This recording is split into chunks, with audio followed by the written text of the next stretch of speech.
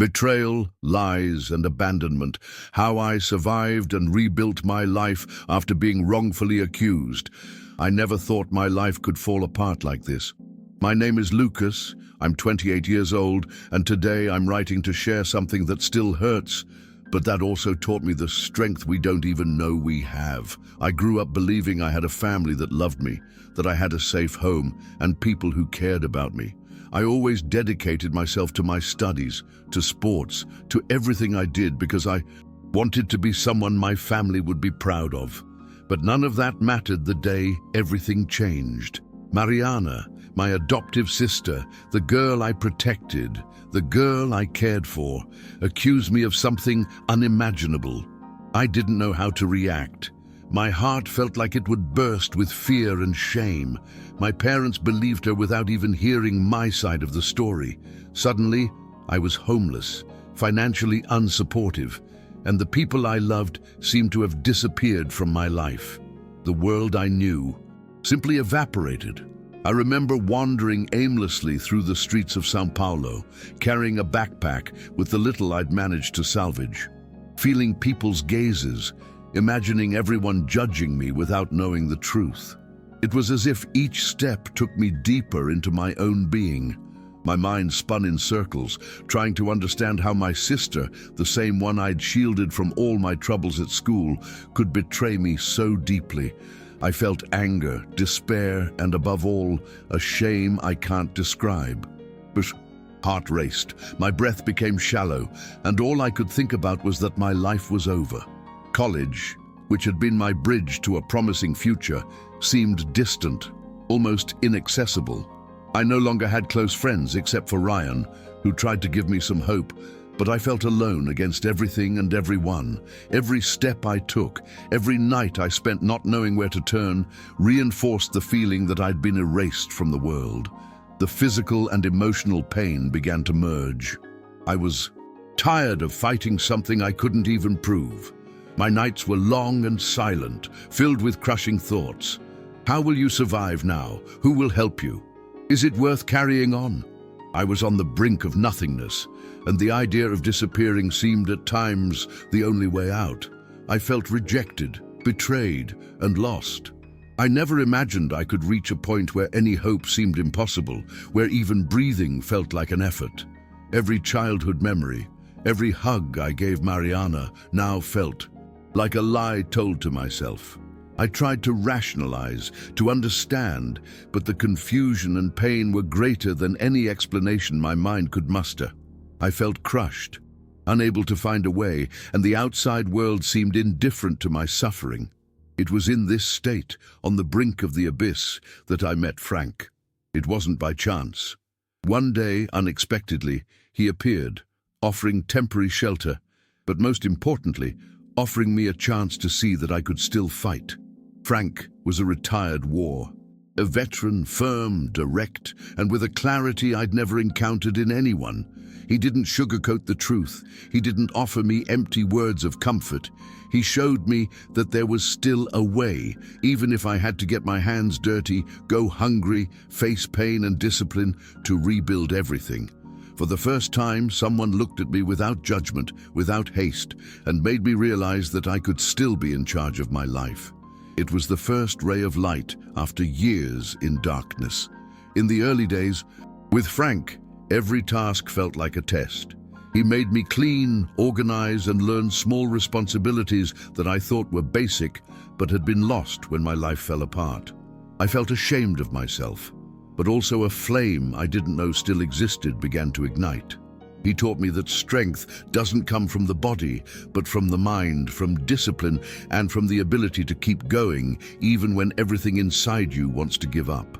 For the first time, I felt like I could breathe without the crushing weight of family rejection, that I could make decisions for myself and begin building something no one could take away.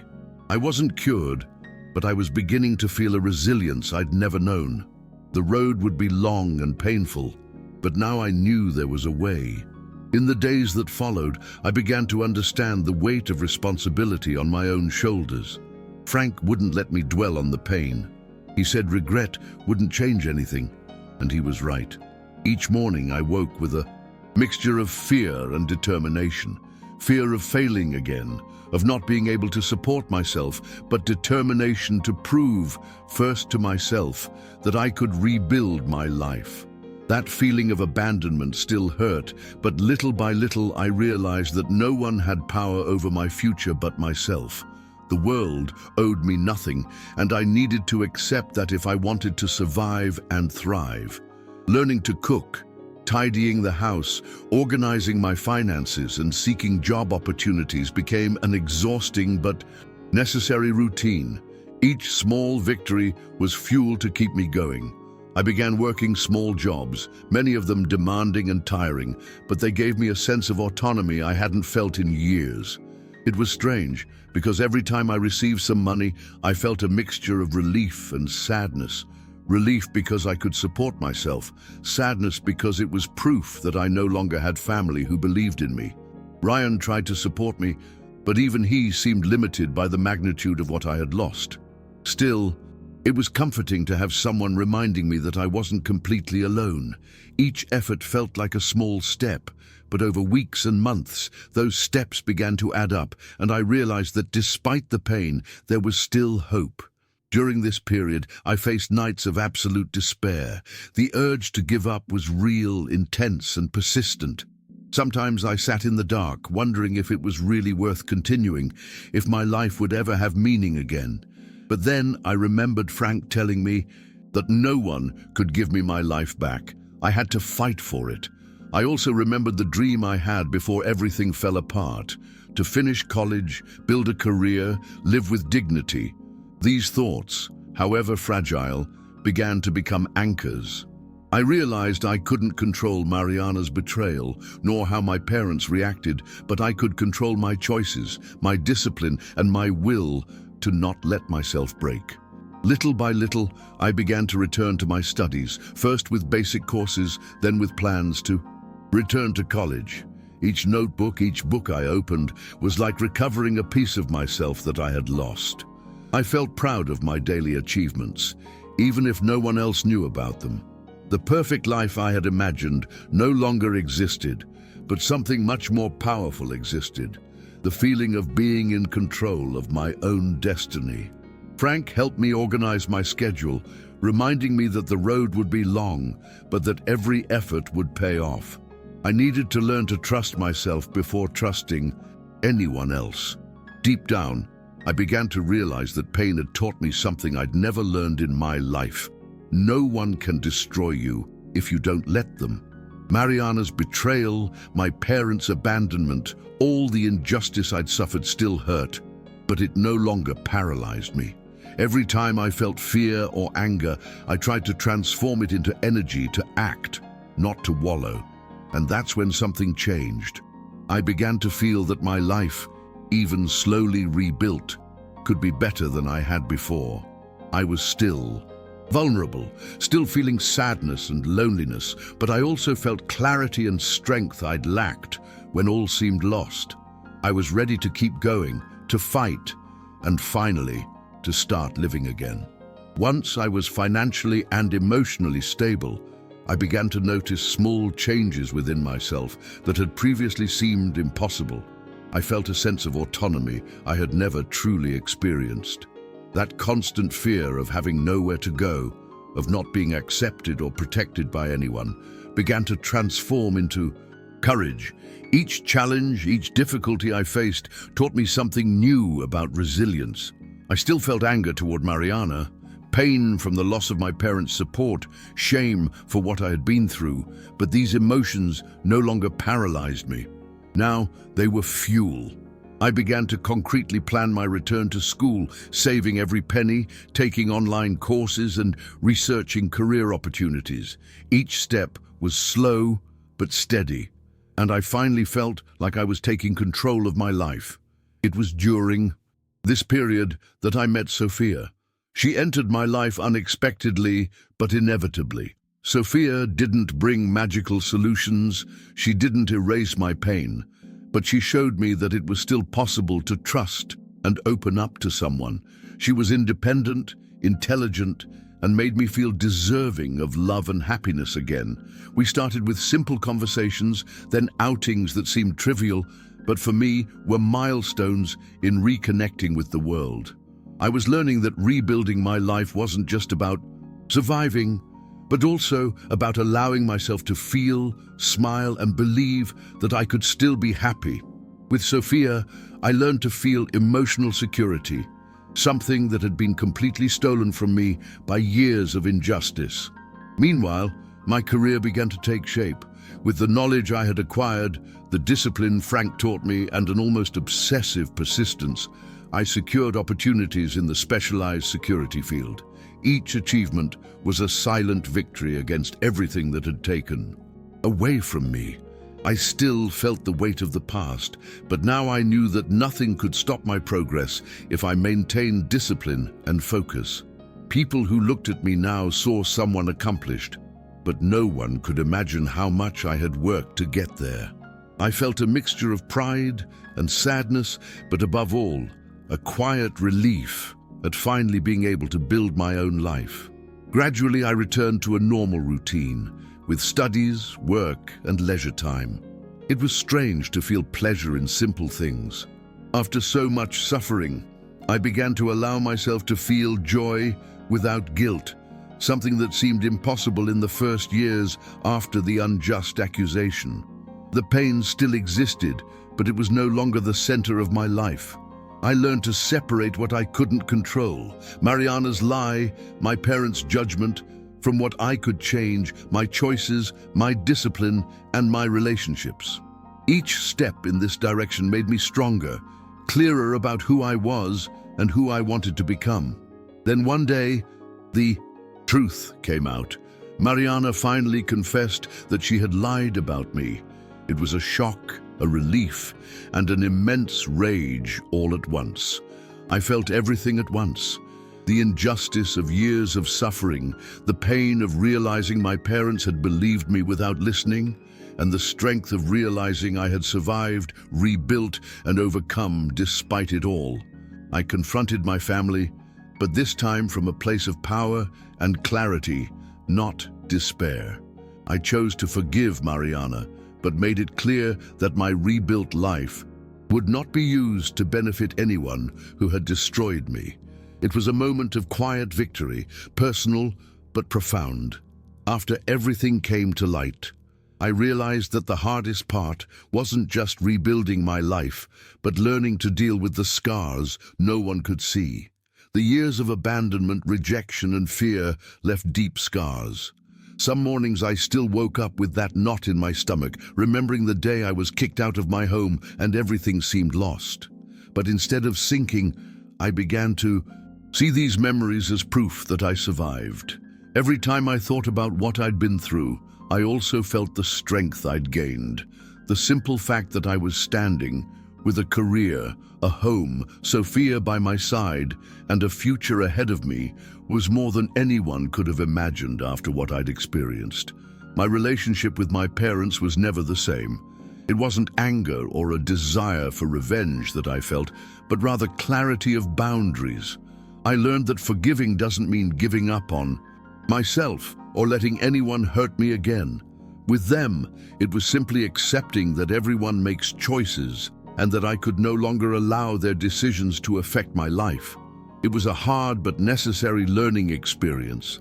I felt a strange peace realizing I no longer needed to prove anything to anyone who didn't value my truth. My life now depended on me, on my choices, and on the discipline I learned from Frank and the resilience I'd built over the years. Sophia became an essential support in this process. She helped me see that rebuilding also means allowing yourself to love and be loved, even after so much pain. With her, I learned that it's possible to experience joy without guilt, that trust isn't a weakness, and that building a family doesn't depend on blood, but on dedication, respect, and mutual care. With each day, I felt more secure, more whole, more capable of living without the crushing weight of the past. For the first time in years, I felt like I was truly living, not just surviving. The work I'd built gave me even more confidence. Every contract, every mission accomplished, every satisfied client was proof that I could support myself, protect my life, and still be valued for who I truly am. I felt proud of my own efforts, and that was something no one could take away. The sense of independence was liberating, and I began to realize that everything I'd been through had given me skills, mental strength, and clarity that few people develop without experiencing intense trauma. I learned to transform pain into action, fear into discipline, and abandonment into focus. Looking back today, I see that fateful day, which seemed like the end, was actually the starting point for my true life. Every tear, every night of not knowing where to sleep, every moment of despair and near giving up, all of it was transformed into fuel for the person I became. I still feel parts of the pain, but they no longer define me. What defines me is the ability to overcome, to rebuild, and to live with dignity, love, and purpose. I know life won't be perfect, but I've learned that my story of overcoming adversity is my greatest victory. Today, when I look back, I can feel every bit of what I experienced and understand how much I've transformed. My name is Lucas, I'm 28 years old, and I've gone through moments when I thought my life was over, that no one would care about me, and that I'd never be happy again. But I survived. I rebuilt my life brick by brick, even when everything seemed lost. Every step I took was the result of a choice, not to give in to despair. The sense of freedom I feel now, of being able to decide my own path, of feeling confident in my own decisions, is indescribable. I went from complete hopelessness to a place where I can breathe, smile, and plan without fear. Meeting Frank was decisive. He not only offered me shelter, but also taught me discipline, responsibility, and resilience. Every routine he imposed on me seemed harsh at first, but it became the foundation on which I built my life. He showed me that even in the darkest moments, there is a way to rise again if you are willing to fight for yourself. He didn't erase my pain, but he taught me to use it as fuel, to transform fear and rejection into strength and clarity. Without him, I might not have found my own capacity to overcome. Sophia was my guiding light. She helped me realize that it was still possible to trust, love, and build something true, even after so much betrayal. With her, I learned to feel joy again, to plan a future, and to care for someone who also cares about me. Motherhood and the love we built together showed me that rebuilding a life isn't just about survival, but also about creating happiness and purpose. Today, we are partners, and our son is living proof that it is possible to transform suffering into love and hope. Facing my family, finally hearing Mariana's confession, forgiving her, but maintaining my clear boundaries, was a silent but powerful victory. I learned that forgiveness isn't about forgetting, but about choosing not to let the pain of the past define my present or future.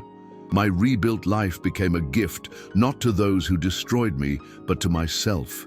And this clarity brought peace.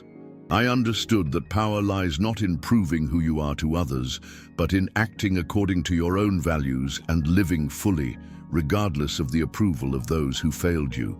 Today I can say, despite all of life's imperfections, that I've turned things around. I've learned that strength doesn't come from the absence of pain, but from the ability to persist even when everything seems impossible. Surviving, rebuilding, and living with dignity, love, and purpose is possible, even after the greatest injustice. My story is for those who feel hopeless, without support, without hope. There is a path, there is strength within you, and even if the pain never completely disappears, it can become fuel for your life. I've experienced this and continue to do so every day, learning to be strong and happy.